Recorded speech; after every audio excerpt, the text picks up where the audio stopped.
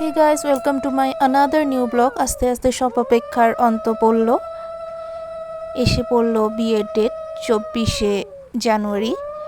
ভোরবেলা 3:30 4টা নাগাদ ঘুম থেকে উঠিয়ে এসব নিয়ম করা হলো।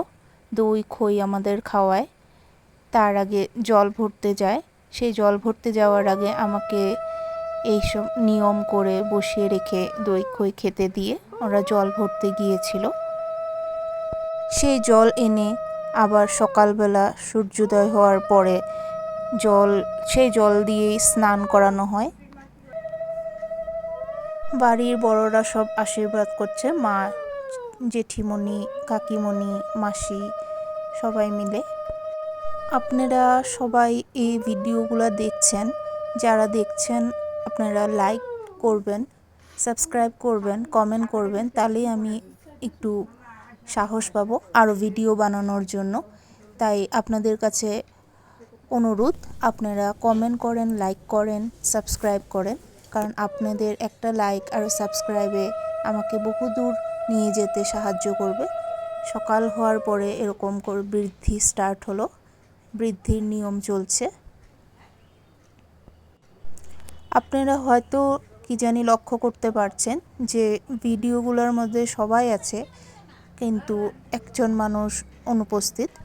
সে আছে, না থাকা নয়, সে আছে, তখনও আছেন তিনি, কিন্তু সে উক্ত অনুষ্ঠানটার মধ্যে উপস্থিত থাকতে পারেনি, সে একটু অসুস্থ।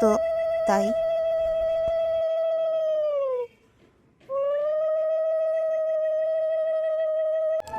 ও যে ভোরবেলা জল আনতে গিয়েছিল, সেই জল দিয়ে এখন আমাকে স্নান করানো হচ্ছে।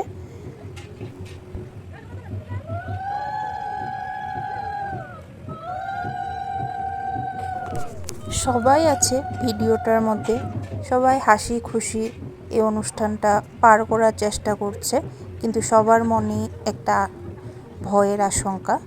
সেটা কি আশঙ্কা আস্তে আস্তে আপনারাও জানতে পারবেন। সবার মুখে হাসছে সবে, কিন্তু মনের মধ্যে কিছু ভয় শঙ্কা বাস করছে।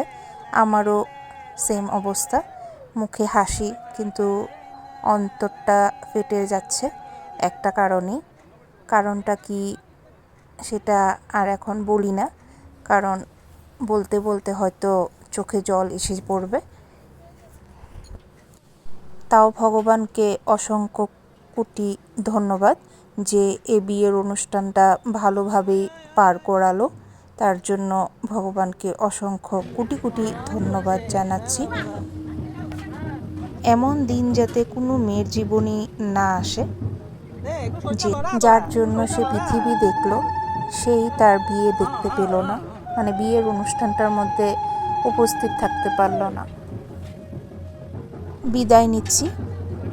আবার বলছি, আমার ভিডিওটা লাইক